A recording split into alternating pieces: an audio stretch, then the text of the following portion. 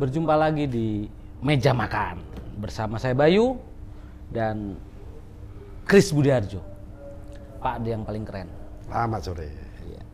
Kita hari ini ngobrolin apa tuh? Ya. Kok suasana studio ini seperti ada alam gelap. Alam gaib. Alam gaib nih. Seperti ada kedatangan roh-roh yang tidak jelas ini kan. Harus diperjelas. Harus diperjelas. Ini kita bincang-bincang tentang tradisi. Di sedunia, bukan hanya Indonesia. Tradisi yang dapat dimaknai untuk menjaga lingkungan. Alam semesta, lingkungan alam. Bukan hanya lingkungan hidup, tapi alam. Dengan isinya, alam dengan lingkungannya, agar tetap lestari, tetap terjaga. Karena kita bagaimana harus setia kawan.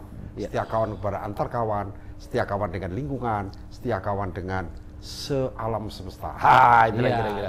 Itu yang kita akan bincang-bincangkan. Tapi lebih baik kita perkenalkan dulu ya. Heri Gonku. Pemerhati, aktivis, penggiat lingkungan dan tradisi. Ada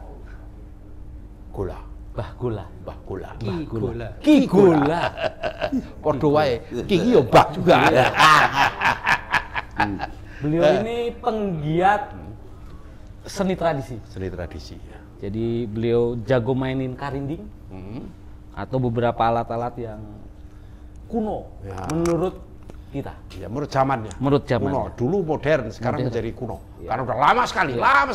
Bahkan sudah hampir tidak banyak atau tidak ada, jangan sampai tidak ada, maka di Bagula termasuk melestarikannya. Nah, cocok, makanya penggiat. Yuk itu.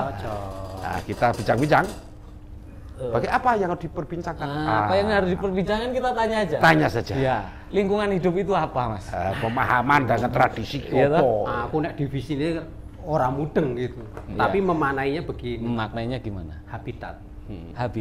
Ruang itu konsepsi dasar dari peradaban, Bro. Iya. Makanya tinggi ki. Ilmu iki. Makanya tak manai NKRI itu tuh Tuhan, ruang, dan manusia. Tuhan, ruang, dan manusia. Lengkap. Iya. Kewan? Ya termasuk. Makhluk. Siap. Tumbuhan juga. Wong Jawa ki dikei nganu awar-awar sadar lian. Iya. Apa? Sing lian. Sadar terhadap kehidupan lain. Memayu-ayu ning bawana lho. Iya, memayu ning bawana. Jagat royo. Sadar lian. Dalam konteks kita menjaga ekosistem. Oke. Ya kan gitu. Satu kesatuan. Nah, tadi ruang adalah konsepsi dasar dari kebudayaan. Maka lahirlah estetika pesan dalam memelihara alam dengan bentuknya yang macam-macam.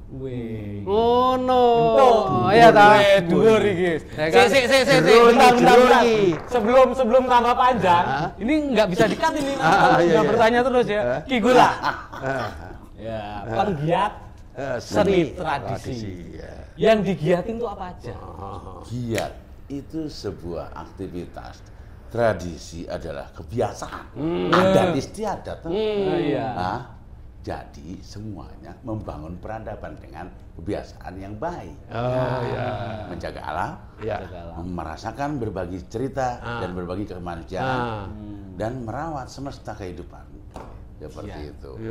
Jadi tradisi itu kebiasaan yang telah berjalan untuk kurun waktu yang sekian lama, tak terhingga. Bahkan kadang-kadang dimulai kapan? Raro. Dan itu lahir respon terhadap ruangnya. Respon terhadap ruangnya. Oh, iki kudune ditanduri wit sawo. Respon gitu. Nah, pas nandur, ya kan? Ono sing nyanyi anake, "Gek rukula, gek awo." Ngono lho. Seni ya ta? Weh, cocok masuk. Nek ning Arab ki onto ning kene keboan. Kan beda, ruangnya beda. Jangan ke sana dulu. Lho ora iki contoh sing rada ekstrim. Saya cuma ingin mengatakan gurun dengan tropis itu menjadi beda. Maka lahirlah ya kan tradisi-tradisi yang sangat berbeda tapi tujuannya podo kan gitu. Jadi kalau ada yang menginterpretasikan ini diarahkan ke agama, enggak ya sebetulnya. Tidak. Saya hanya menggarisbawahi yang harus saya aku nggak nyebut agama kok. Oh iya, siap. Gitu. Menjaga alam itu justru juga memang pesan agama. Siap. Sebagai khalifatullah fil ard nek ning Islam. Gitu kan? Harus menebar kebaikan bagi seluruh alam. Kuncinya di situ. Kunci. Wong ning gone Islam ki lho, salatku, hidupku, matiku untuk Tuhan semesta alam. Semesta alam. Iya, segala puji bagi Tuhan semesta alam. Semesta alam. Semoga dikabulkan oleh Tuhan semesta alam. Neng alami ora dijaga, Bro. Kan jadi seni tradisi ini bukan saja kesenian joget-joget, tetapi tradisi dalam menjaga kelestarian alam, nilai-nilai terjaga sepanjang zaman. Ya, dan karena kalau kita ngomongin tradisi itu saya sebetulnya udah capek. Karena melihat ada penyewaan baju tradisional sampai disewakan, berarti kan nggak punya kita, ya kan? Miris loh, miris asik itu, ya kan? Terus sekarang itu dianggapnya tradisi itu sejenis karnaval, ya kan? Festival, wow, di obyong-obyong dilihat, ditonton, ya kan? Padahal kan itu harusnya kegiatan yang dilaksanakan sehari-hari kita, ada dalam lingkungan kita, bukan dikarnavalkan. Betul nggak Ki Gola? Kalau menurut Ki Gola gimana? Betul, lebih tepatnya begini. Kalau kita lihat di gunung, itu ada serentahun atau di sawah. Serentahun. Ada sedekah bumi, segara gunung, ada sedekah laut, ada sedekah sungai, sedekah danau. Jadi semuanya mengungkap rasa syukur. Nah, kalau ada di kota ya festivalnya karnaval itu. Jadi itu habiskanlah uang negara. Cuma kegiatannya berbeda lah sebenarnya. Iya. Cuma karena di kota itu agak besar, sehingga dalam bentuk festival untuk judul kegiatan. Iya. Tetapi kalau serentahun dan sebagainya kan tradisi yang telah berjalan secara turun-temurun untuk kurun waktu yang sangat lama. Tapi itu juga pakai biaya juga buat gratis. Iya. Otomatis semua aktivitas kegiatan itu berbiaya juga kan gitu kira-kira ya. Kadang Basuki mau biaya. Tapi saya juga jadi berpikiran nih, jangan-jangan peradaban kota itu belum cukup lama dan belum cukup ada orang yang merangkum, sehingga tradisi kota itu sepertinya belum ada. Ataukah kota itu tradisinya macet? Atau kota itu tradisinya apa? Berdesak-desakan. Itu kan juga tradisi kota, dan itu belum ada yang memaknai secara harafiah karena itu memang baru ya. Jakarta jadi kota mungkin baru ya berapa puluh tahun lah. Ya, paling lama 50 tahun lah. Tapi Gunung Semeru jadi Gunung Semeru itu ada puluhan tahun, ya kan? Ratusan tahun. Jadi bayangan saya itu belum ada kemurnian terhadap sebuah tradisi kota karena memang baru. Nah, kalau menurut Ki Gola itu gimana itu? Pemikiran saya itu. Itu harus disepakati. Kalau misalkan gini, ada tradisi kita 17 Agustus. Ini kan menyangkut dengan satu, ada bersih-bersih kampungnya, ada nyekar ke makam pahlawannya. Terus kemudian setelah itu ada lombanya, ada makan barengnya. Itu semua yang melahirkan nilai-nilai kebaikan, keguyuban. Kebaikan. Itu tradisi juga. Itu tradisi. Akan menjadi tradisi walaupun baru belum sampai 100 tahun. Ke arah situ. Nah, terkait dengan lingkungan, kota menjadi sangat penting. Terutama pohon-pohon sudah tidak ada atau nyaris tidak ada. Menanam 1 juta pohon tapi kok ditebangnya 2 juta pohon. Ini bagaimana nih pola-pola untuk mengatasi masalah ini? Agar kiranya kota, desa-desa yang sudah melebur menjadi kota, bahkan antara kota dan desa kalau di Jabodetabek ini sulit sekali membedakan karena sudah penuh dengan rumah dan sebagainya, pabrik dan sebagainya. Bagaimana ini menata agar tetap lestari lingkungannya? Tata ruang, Bos. Tata ruang. 30% kota itu harusnya hijau. Harusnya. Harus. Aturannya. 20% kontribusi dari negara pemerintah, 10% privat. Oh, masyarakat. Masyarakat. Iya. Dengan masyarakat yang misalnya membatasi IMB apa segala macam. Oke. Tapi pemerintah harus menyediakan 20%. Oh, gitu. oke. Neng kan tidak terjadi. Iya. Karena hari ini cara pandang tanah yang keliru, Bos. Iya. Tanah itu harusnya modal ber-NKRI, hari ini jadi komoditi. Ibu Pertiwi dilacurkan ngono. Dilacurkan. Ngeri. Iya, padahal kita merusak lingkungan itu. Kenapa disebutnya Ibu Pertiwi? Kita mendurhaka ibu kita. Dosane podo kita durhaka dengan ibu kita. Neng kuwi sing mingkeri sebutan to Ibu Pertiwi neng kehilangan makna. Tradisi di kota kehilangan makna. Nggak apa-apa festival-festival itu. Neng narasinya dibangun. Sebenarnya itu kan memori kolektif, orang ingin membaca spirit dari desa yang dibawa ke kota. Gitu supaya ada penghargaan orang-orang kota terhadap desanya. Neng ora kebangun itu narasinya. Nah, ini tugas kita menjelaskan. Nah, itu pasti. Jadi kadang-kadang orang di kota itu juga nggak ngerti. Apa sih gunanya pohon? Ya kan? Apa sih enaknya pohon? Daripada potong aja lah. Lemah ini ganti jadi rumput. Jadi penanam rumput 1 juta pohon itu salah satunya rumput. 1 juta cepet. 1 juta rumput. Iya, 1 juta rumput. Nah, kadang-kadang gini di komplek. Aduh, jalannya becek. Konblok aja. Bukan karena memang mereka nggak sadar lingkungan ya. Kadang-kadang ya. Ingin tapi praktis. lebih ketidaktahuan bahwa itu bisa buat resapan. Ya kan? Atau buat apa? Jadi kalau menurut saya ini narasi-narasi tentang lingkungan hidup, narasi-narasi tentang bagaimana sih kita berbaur dengan alam, itu harus dikencengin, Bos. Karena kadang-kadang ya, bayangin aja ya.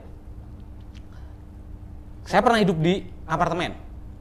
Itu sombong iki. Orang apartemen kelas rendah itu. Iya, kasarannya. Ora sombong gitu. Sombong rendah. Kue landed baru keren. Pernah. Iya. Dari atas turun naik lift.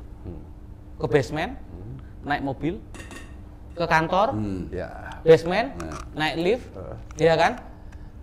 Terus seharian di kantor, turun begitu lagi. Bahkan 1 bulan mungkin nggak menginjakan kaki ke tanah, ya kan? Terus nggak tahu tuh udara yang seger tuh gimana? Taunya AC-nya piro iki? 18, 19 apa 20? Karena itu kan, karena kita harus memberi juga perspektif orang kota dalam melihat memandang lingkungan. Nah itu yang harus kita pelajari. Bayangin anak-anak kita, anak-anak yang ada di kota ini sekolahnya juga kayak gitu, AC semua. Sampai kita kaget, saiki sekolahnya nggak AC toh. Nah, kan? Tapi ngebayangin nggak sekolah nggak pakai AC seperti zaman kita dulu, itu juga nggak nemu. Nggak mungkin, dulu masih semriming, zaman perkembangan zaman itu maksudku. Jadi narasi-narasi itu juga menurut saya harus mulai kita bangun dan melalui perbandingan yang nyata. Jangan taunya itu kalau pergi ke gunung itu wisata, ya kan? Semuanya nampak indah, semuanya nampak apa. Tapi juga ada di dialektika, dinamika yang ada terjadi di lingkungan. Gitu, Mas. Jadi bagaimana sekarang ini yang penting kesadaran kita bahwa harmoni alam, harmonisasi antar kehidupan ini kan. Jadi harus ada pohon, ada bangunan, itu kebutuhan yang nggak mungkin kita hindarkan. Tata ruang dan sebagainya oke. Tapi yang paling penting adalah bagaimana kita itu mencintai adanya pohon walaupun cuma sebatang pohon di halaman masing-masing. Kira-kira gimana ini? Polanya seperti apa? Bagaimana membangkitkan semangat pengetahuan orang-orang pohon lah, merasakan lah gitu. Ya. Walaupun di atap rumah ditanam juga bisa kok. Bisa. Gimana? Tanaman ngerambat juga bisa. Misalnya di dindingnya tanamnya di bawah tapi nanti ngerambat di dinding. Mau tanam sirih kayak mau apa kan bisa. Iya. Gitu. Dan yang paling penting juga ini bahwa kita setiap menutup permukaan bumi akan ada daya resap air yang hilang. Seharusnya kita mengkompensasi dengan sumur resapan. Oh iya sumur resapan. Iya, karena itu memanen air hujan berkat langit. Ya kan yang sudah diangkat ke langit, dipurifikasi untuk kita gunakan lagi. Mbok bablas netok ke sungai. Jadi banjir, ya kan? Ya kan? Air tanah kering kerontang, tapi septic tank kita simpen. Jadi air yang kita sedot itu, ya kan? Sesungguhnya air kotor gitu. Iya. Terus permukaan air juga semakin dalam, kan gitu. Orang-orang Jakarta ini orang yang punya kemampuan untuk itu, melakukan zero runoff namanya. Jadi tidak ada air yang keluar dari halaman rumahnya. Dan memang aturannya sebenarnya sudah ada itu. Ya. Tapi kenapa tidak ditegakkan? Sampai kemudian kemarin pemerintah repot-repot ingin buat sumur resapan, itu niatnya baik ya. Gitu. Tapi njuk ning dalan. Itu kan ngawur. Gitu. Itu kan pengawuran kolektif itu. Ya kan gitu. Karena politisinya penggampangan. Politisinya juga tidak mengerti gitu kan. Yang penting rebutan jatah kuota kan gitu. Proyek gitu. Tidak melihat perspektif eco value tapi economic value kan. Padahal prinsip daripada sumur resapan itu penting sekali saya kira. Saya kira bukan bagaimana agar tiap kantor-kantor pemerintah maupun swasta wajib memiliki sumur resapan. Rumah-rumah yang dibangun itu juga nggak usah ada peraturannya aja, harusnya juga ada kesadaran kolektif. Tetapi apalagi ada peraturannya kan gitu kira-kira ya. Gimana kalau Kikola itu? Di mana saja yang sudah dilihat bagaimana masalahnya itu? Bisa dilihat dari kebiasaan manusia. Jadi kalau zaman dahulu itu pasti ada selokan, ada tanah, di mana kita bisa menanam. Sekarang selokan hantam pagar, ya kan? Belakang sungai, dibelakangi sungainya. Kemudian hantam lagi dengan pondasi. Jadi biar airnya cepat ke laut. Katanya begitu. Tapi posisi hari ini kita mau menanam, sebenarnya dimanapun bisa. Kalau bahasa sekarang ada yang populer itu vertical garden. Kira-kira itu untuk menyaring, biar tetap ada angin, udara juga ya. Bersih seperti itu kira-kira. Nah, tradisi itu sebenarnya sudah mulai di kota-kota ini. Cuman cara memahami, kalau saya melihat bahwa ketika kita menanam itu bukan hanya untuk menjadi peneduh atau memberikan ruang oksigen kepada 9 orang. Kita menanam satu pohon, kita menyelamatkan bumi.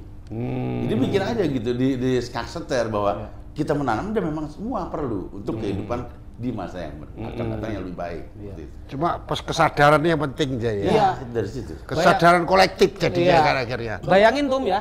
Ponaan saya melihat rumput merambat itu, ya kan, tanaman yang merambat itu takut, kotor tuh, kotor lah, ada uletnya lah, kan gitu kan, itu pemikiran boro-boro. Kalau kita dulu lihat sawah, wes jangkrik, kan gitu kan, bermain kan. Kalau sekarang lihat rumput yang merambat itu, enggak kotor, takut ada ulet, takut ada apa, gitu. Jadi mungkin ini harus, menurut saya harus masuk kurikulum bahwa apa sih gunanya tanaman. Tapi sebelum itu kejauhan ya penggiat-penggiat ini lebih menceritakan narasi-narasi.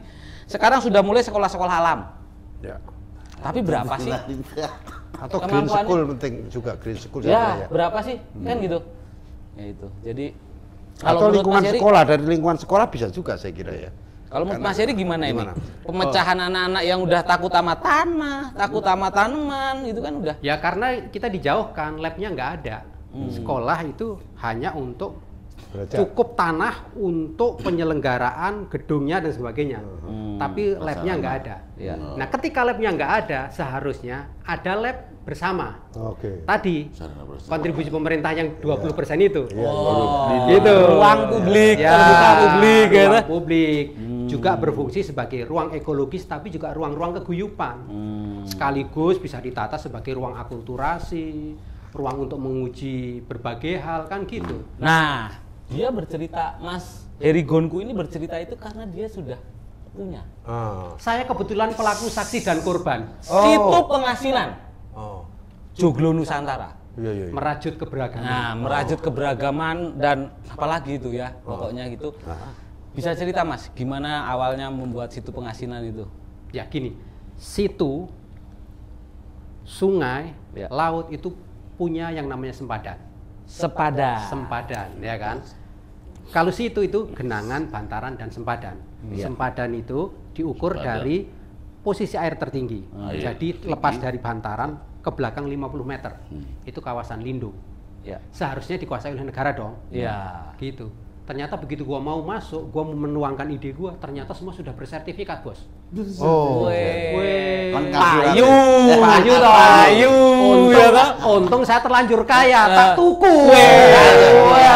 Itu. Gojeke wong Magelang, gojeke wong Magelang. Terlanjur kaya.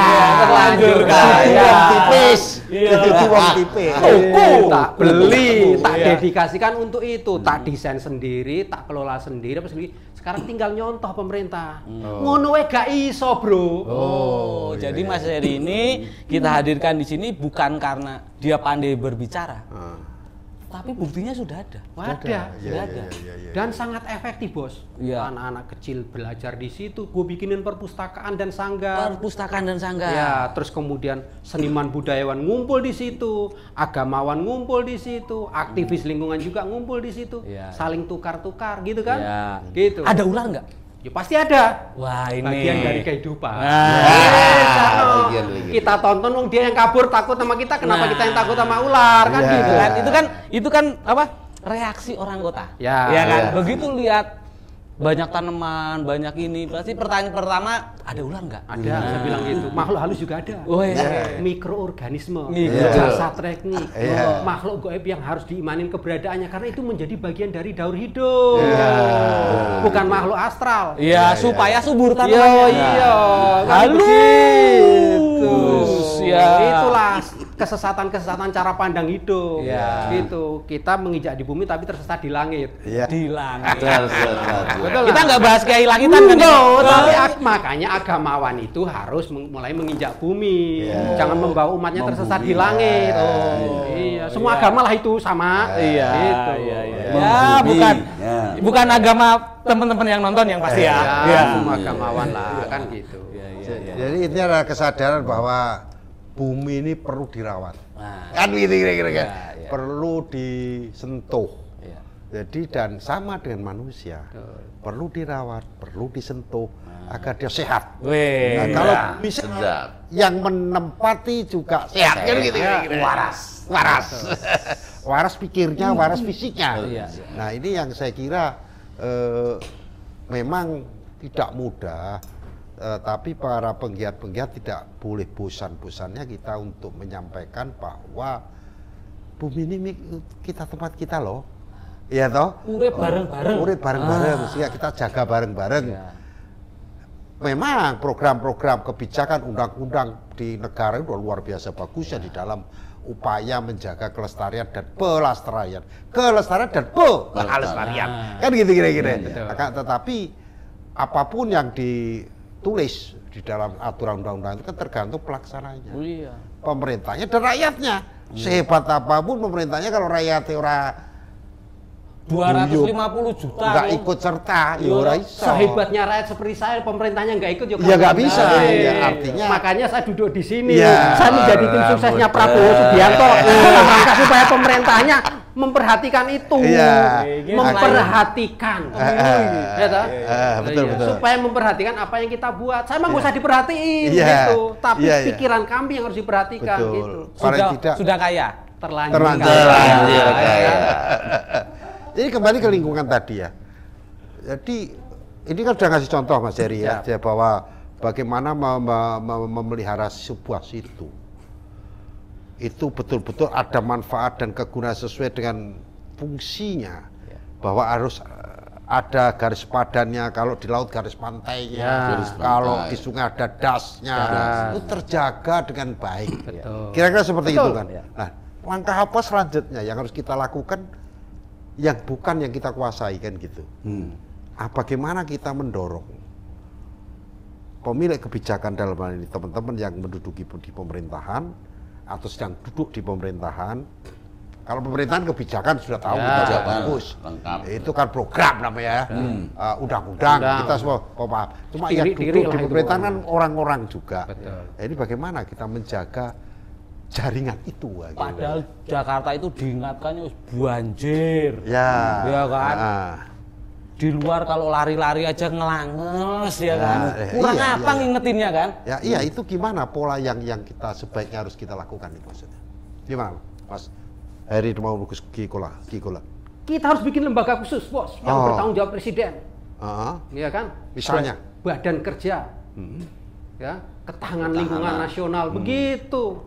Sudah ada kementerian, Bro. Menteri ini gak melaku, Bos. Nah, ini terlalu bagaimana? lebar. Ini terlalu banyak, makanya bikin badan khusus yang ngurusin itu.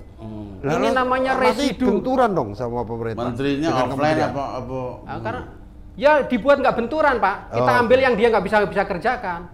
Proyek-proyek cuci piring. Iya, Ya kan? iya. Residu pembangunan. Cucuran. Ini kan akibat kemajuan. Ah. Yang mau nggak mau seperti itu. Kan kita selesaikan. Oke. Gitu. Jadi, Kalau harmonisasi dalam pemerintahan ya mungkin itu kan ada pembuat kebijakan ya, bagaimana lebih efisien, lebih ini dibikin apa. Tetapi yang pasti adalah ada pemikiran-pemikiran bahwa pembangunan kita itu menimbulkan residu. yes. Ya kan? Harus bagaimana nih residu ini? Ya kan? Contohnya kalau di tambang, pertambangan. Sebenarnya kan ada itu biaya untuk memperbaiki kembali. Itu subsidi dari negara. Jadi setiap tambang yang berizin menggali berapa, gimana, itu ada biaya untuk mengembalikan lagi. Karena dianggapnya tambang itu juga berbagi dengan negara. Ya. Lewat saluran-salurannya. Nah, tinggal itu saja mulai ditegakkan. Tetapi kalau bayangan saya adalah kesepakatan global dulu, kesepakatan orang-orangnya dulu, masyarakatnya dulu. Sehingga Sehingga kita aware ke sana.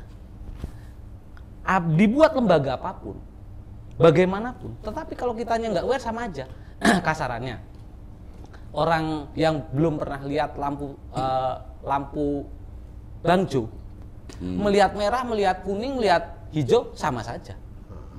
Tetapi begitu sudah tahu itu bahwa merah itu berhenti, hijau itu jalan, kuning itu hati-hati, dia akan bisa menaatinya. Gitu loh. Bagaimana? Nah, itu timbul dari kesadaran apa? Ketika ada persimpangan, wah dari sini macet, oh ayo kita bikin konsesi bersama yuk. Bikin bangjo, lalu lintas. Tahun 60 kan nggak ada lampu merah. Prit, oh sana udah panjang, lanjut. Oh sini udah panjang, lanjut. Kan gitu, konsensus kan dari orang yang mengaturnya. Sekarang menitnya sama, panjang dari sini.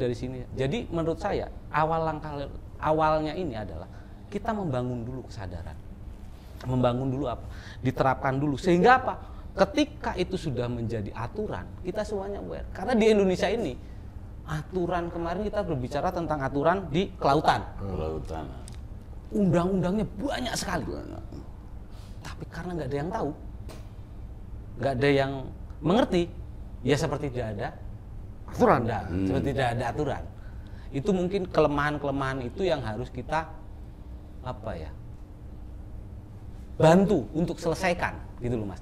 Jadi kalau menurut saya kita lebih baik memperbanyak, kita bincang-bincang tentang bagaimana kesadaran. Loh, Jakarta ini banjir loh. Jakarta ini iki loh. Seperti itu. Mana Mas? Ya. Ya. Dari awal tadi yang perlu saya garis bawahi, kamu ngomong sebenarnya. Iya.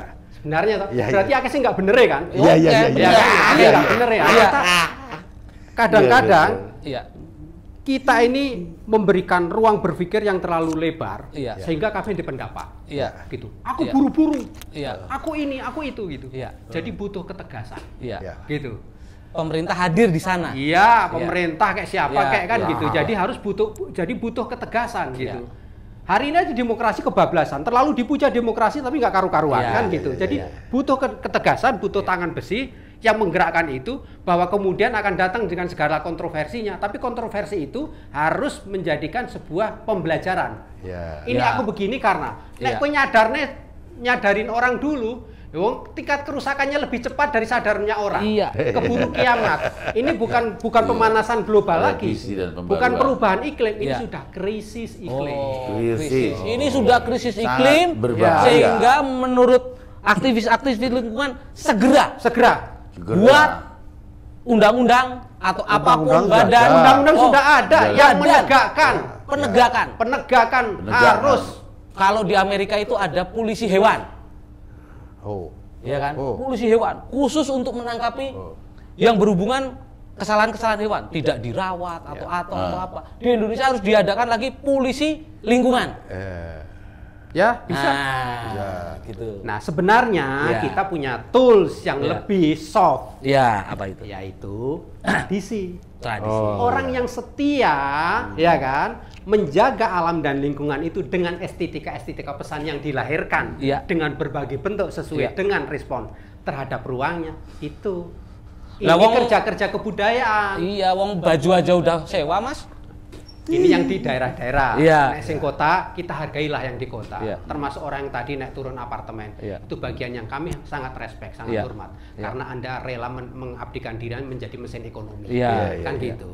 Tapi kasih jong ruang bermain ke tempat saya, silakan. Kamu kalau hari libur healing ke tempat saya. Berarti ini kita diskusi banyak hal. Bicara ini kepada pemangku kebijakan. Bagaimana 30% ruang publik itu harus ditaati, harus diterapkan terus, ditaati dan diterapkan. Kalau terlanjur menjadi private, ya kan. Nah, misalnya tuh orang-orang kaya itu harusnya tinggal di pinggir sungai, ya kan. Karena dengan dia tinggal di pinggir sungai dengan halaman yang luas kemudian punya bonus sungai. Kayak saya misalnya, saya orang paling kaya se-Depok, kenapa? Halaman gua 7 hektar bro. Wah, setu banyu tong. Halaman. Karena waterfront. Saya tidak belakangi. Jadi kan gitu. Jadi saya punya kepentingan untuk menjaga karena itu keindahan, kan gitu. Bonus kan. Bonus. Nah, tinggal membangun kesadaran-kesadaran seperti itu kepada orang-orang yang mempunyai duit lebih, mungkin dikasih insentif gitu kan, PBB-nya karena dia didedikasikan, dia taat loh, punya tanah hektar, dia nggak lebih dari 2000 meter yang dia tanam, dia bangun, gitu, ya kan, 20% dia taati sesuai dengan undang-undang. Stimulus, misalnya PBB ini digratis karena dia sudah menggratiskan oksigen, kan gitu, sudah merelakan dari tempat resapan. Di KTP ada nama Herigonku, pemilik 7.000 tanaman. Kan gitu kan? Pekerjaan petani. Pekerjaan petani. Gitulah. Jadi ini memang harus rada tegas gitu ya, karena ketidaktegasan terhadap tata ruang, pemerintah sendiri bingung karena undang-undang pertanahan juga bertabrakan juga dengan undang-undang tata ruang, kan gitu. Property right, ada development right, tapi ternyata lu bingung sendiri. Loh, nanti pemerintah dia harus bebas kalau pemerintah mau mengatur, gimana dari awal itu sudah kawas sempadan, kenapa dikasih sertifikat? Ngurus IMB. Kuncinya kan itu toh. Ngurus IMB, ya kan. Lagi ngopo? Ngurus IMB. Harusnya kan tinggal buka peta toh. Hijau, merah, karena daerah sendiri tidak punya kesadaran yang namanya eco value, penting PAD, gitu. Atau juga tidak punya kemampuan menata, gitu. Mana loh, tadi mikir panjang itu nggak ada Pak. Aku kan cuma 5 tahun, gitu. Pemahaman kesadaran yang penting sebenarnya adalah ada kanal yang menarik itu memang kanal-kanal agama, Mas. Jadi ini menjadi bagian dari spirit hidup. Disampaikan gitu ya. Kan gitu. Asik yo. Ini nggak mungkin dibahas dalam satu kali podcast. Satu kali ngobrol-ngobrol. Ki Gola sudah mengeluarkan senjata saktinya. Kan? Sebelum sambil kita makan malam, makan lah. Makan ya gitu. Menjelang sahur ini ya. Mangan orang menjelang sahur ini. Ini buah ya. Nah, ini buah. Ini dari pinggir situ Pengasinan. Buah apa ini namanya? Ini Porteria sapote. Ini duku juga dari pinggir situ Pengasinan. Ini duku. Hasil sendiri. Bukan dari Palembang. Putra daerah. Depok asli, kan? Oke. Bola dengan karindingnya. Coba mainkan karindingnya. Karinding ini kesenian asli Jawa Barat.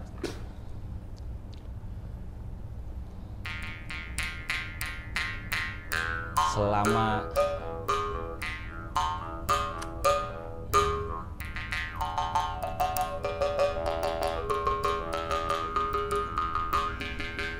kita akan menikmati karinding. Kalau mau dengerin karindingnya Ki Gola banyak di YouTube. Sampai bertemu di meja makan selanjutnya.